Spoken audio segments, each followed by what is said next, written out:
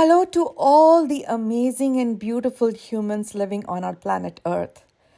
Today, I have a very interesting topic for you: how to spot a liar, manipulator, or fraud.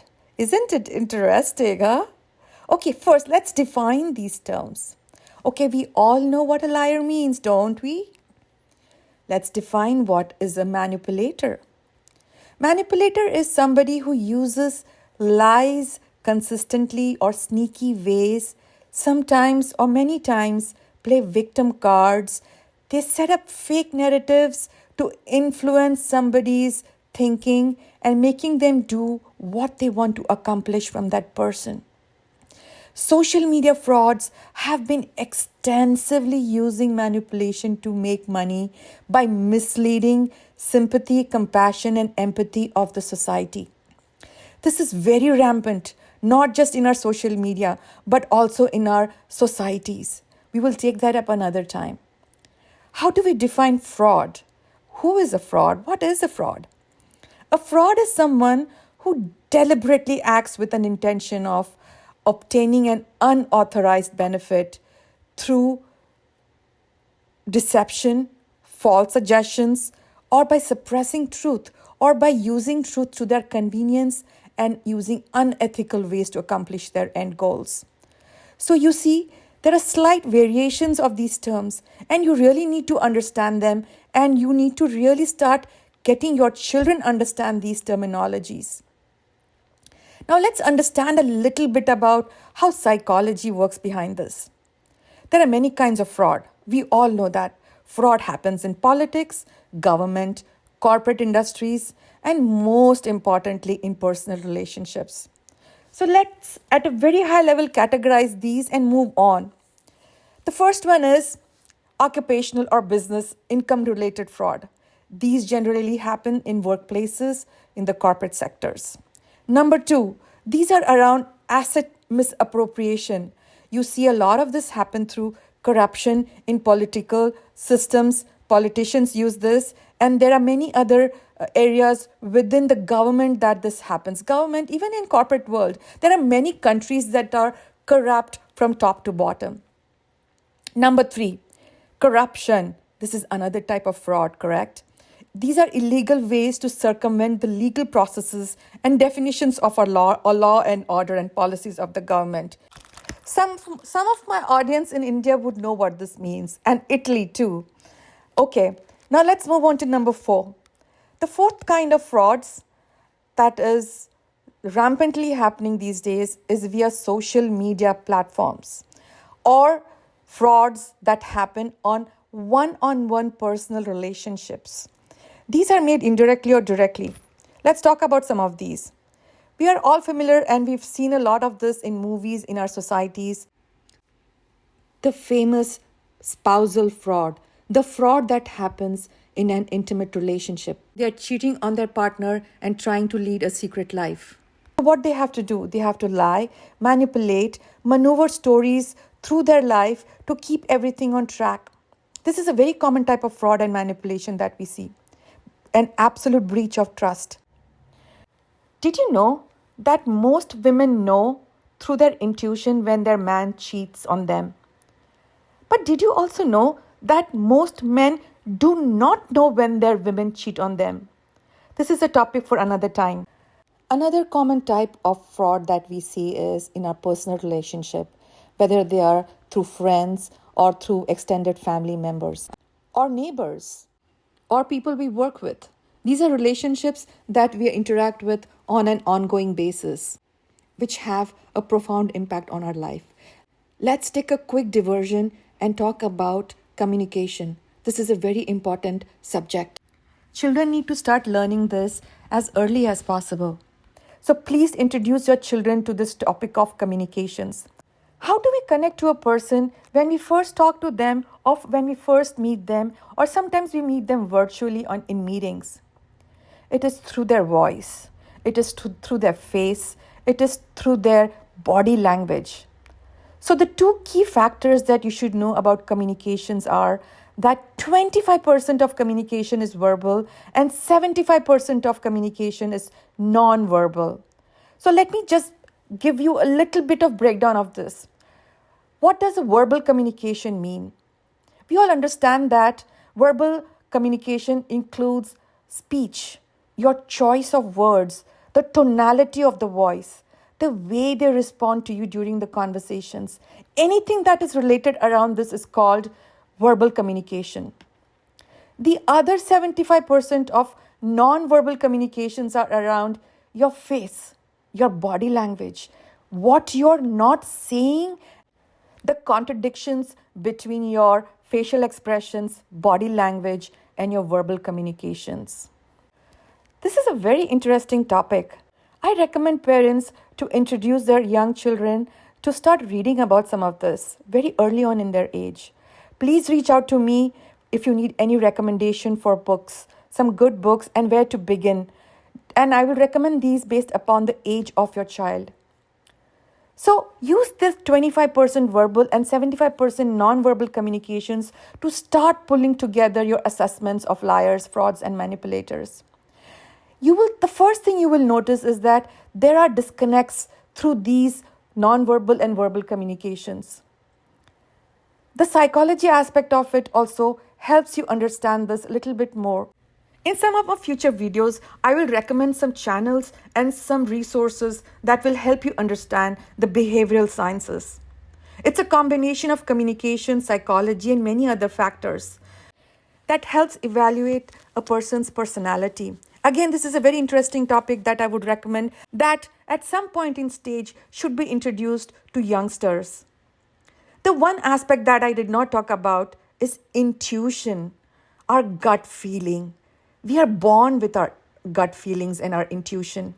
Everybody has different type of intuition, different evolved intuitions. Some people have higher, more accurate sense of intuition. There has been profound research done in this topic. I will give you one of my favorite examples of this research, which I generally give in many of my talks.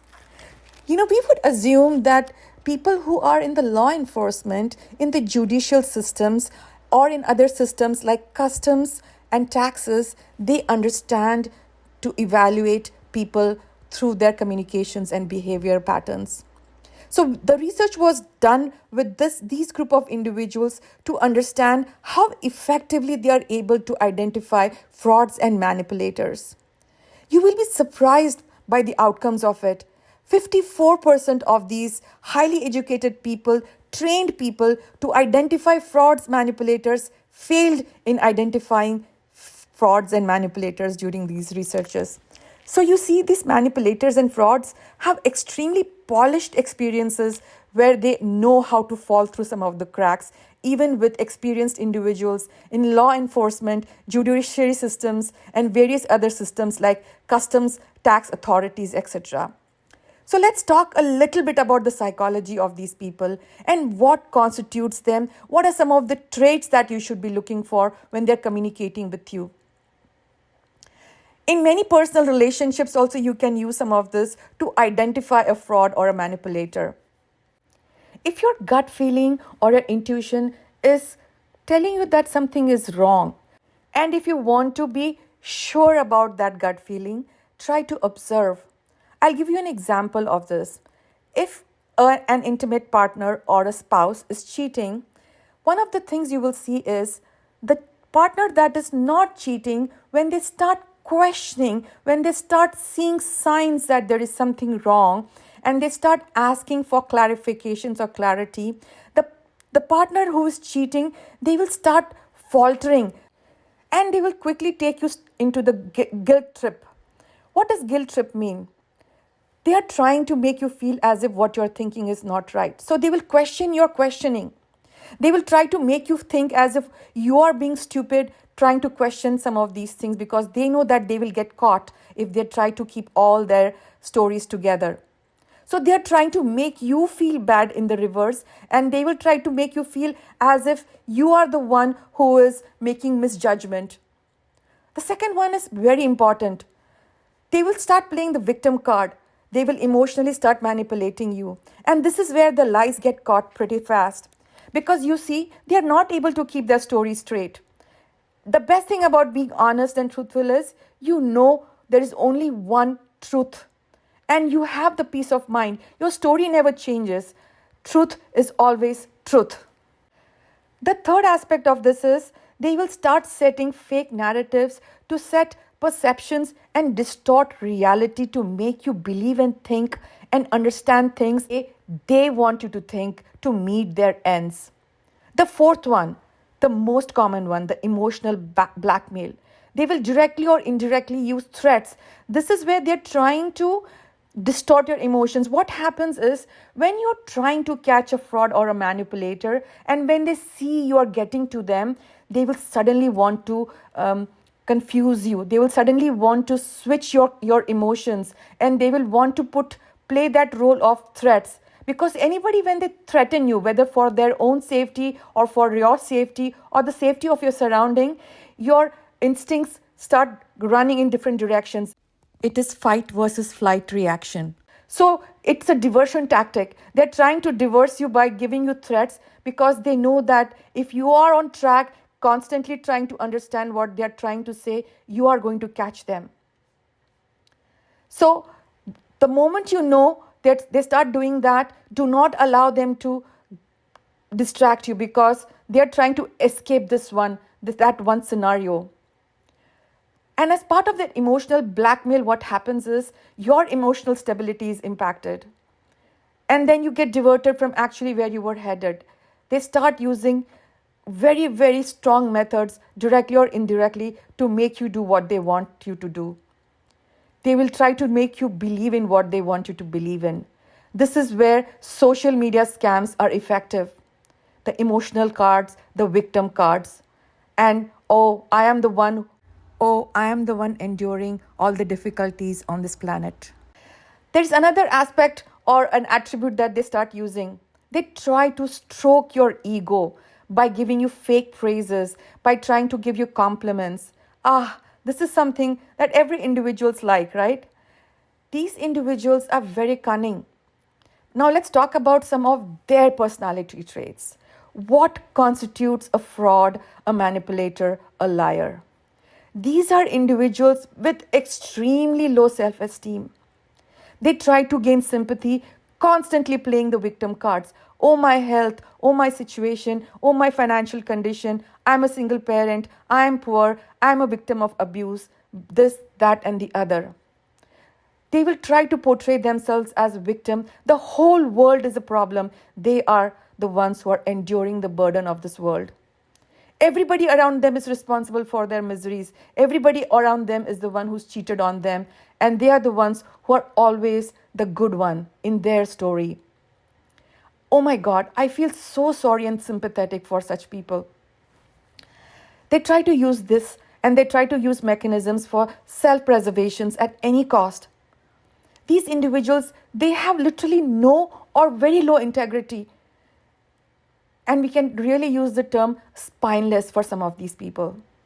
They will do anything. They will stoop to any lowest of levels to gain the smallest of gains at the cost of your emotions, at the cost of your integrity. They have negligent values in life. And they are very emotionally unstable. You will see they will move from one end of the spectrum to the extreme other end within a matter of seconds, which is humanly not possible for the near normal people. They are highly unreliable. They will say something, but they will do something completely different. Again, the spineless factor comes into existence. They constantly change their stories. They are always having reasons as to why it happened. For example, if you have an employee who's always running late, coming late to work, and if you ask them why they're coming late, you will see they will have a list of reasons that are near perfect. Oh, the traffic was bad. They met with an accident. They ran out of gas, or their car was giving them trouble. They always come prepared with a stack of believable reasons.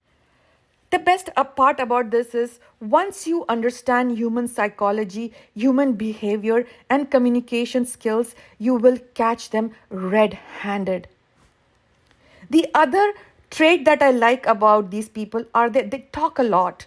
They talk and they talk and they talk. This is because of a nervous behavior. They're trying to keep the story straight. So as part of that, They have to set narrative. They're constantly trying to run between these lanes of lying, manipulating, emotional blackmail. So when they're talking, don't break their conversations, because the more they talk, the more they are going to give you the weapons to realize that they're manipulators, liars, and frauds. These individuals are very unstable emotionally. They have anger issues. They are irrational. Their emotions are all over the place. A key term, cognitive dissonance. This is a psychological phenomenon that occurs when you see a person trying to hold to contradictory beliefs and values at the same time. This is a learned thing. You have to be educated to understand how to pick up on some of these signs through their conversations and through their communications. With such individuals, 95% of the time, you will see they have flawed personalities. They will have some kind of disorder. Either they're antisocial, narcissistic, or they have some kind of borderline personality issues. Please don't try to diagnose individuals when you start identifying them as liars, fraud, or manipulators. I'm just listing these out as examples. These individuals will lack stable relationships in their life. They will have broken relationships with their closest of family, like parents, siblings, uncles, aunts, and their closest relationships, like romantic relationships, marriage, and sometimes even with their children. Most of their relationships are very temporary and very convenient based. So you see, these people will not have long lasting friendships. They will always blame others for their situation. They are the ones who are the best in the society. That's how they try to portray themselves. The victim card, it becomes part of their personality. You have to pay very close attention to their body language. This is again another topic for another time. But there are some very profound tips that I will give you that will help you in identifying such individuals. Pathological liars, manipulators, sometimes also have narcissistic personality. Because they are self-centered, they want to meet their own needs at the cost of others. You should notice how they change in their tonality. There is inconsistency or lack of stability between their body language, facial expressions, and their verbal communications. None of these are in sync. When you are watching them, you will see that they are completely out of sync, and this happens too frequently for it to be natural. You will be surprised to know that there are many famous fraud and manipulated people who have really accumulated a lot of wealth doing this. But generally, such individuals, whether they are in any strata of the society, they end up being miserable emotionally and mentally and physically. These kind of individuals will not have any consistent or happy relationships in their life. They're constantly struggling with some sort of major health issue because their energies are always misaligned and misplaced. We'll talk about energy. It is another topic for another time. Most of these individuals, they end up being miserable in their lives and end up alone and lonely. Even sometimes their children end up leaving them. As adults, the children start recognizing that their parent is a toxic individual to be around. So these parents generally end up being a little bit of a toxic parent. Since childhood, they try to control the outcomes in their children's lives. They smother them with unnecessary control and love. They try to maneuver the child's decisions according to them. They are very heavy emotional blackmailers. They always play the parent card. I am your parent. I did this for you. I am doing these sacrifices for you. And they always take their children on the guilt trip of ending up doing what the parent wants. So you see, some of these parents, if you see around in your neighborhood or in your societies or in your extended families, start recognizing them. These individuals generally will not have much reputation in the society. If you walk into their neighborhood or talk to some of the people who they work with, generally you will hear that they are not well trusted or well reputed in these places. Sometimes they become a laughing stock in the society. Isn't this a miserable life? The life of the liars, manipulators, and frauds. How bad their karma has to be in order for them to be ending up so miserable in their life and sometimes not even being able to accomplish some of the things that they're trying to with these manipulative ways. This is where I would like to end this video. Let's chant a Sanskrit mantra.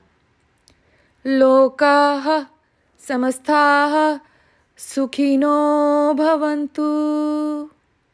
The translation of this means, may all beings everywhere on our planet be happy and free.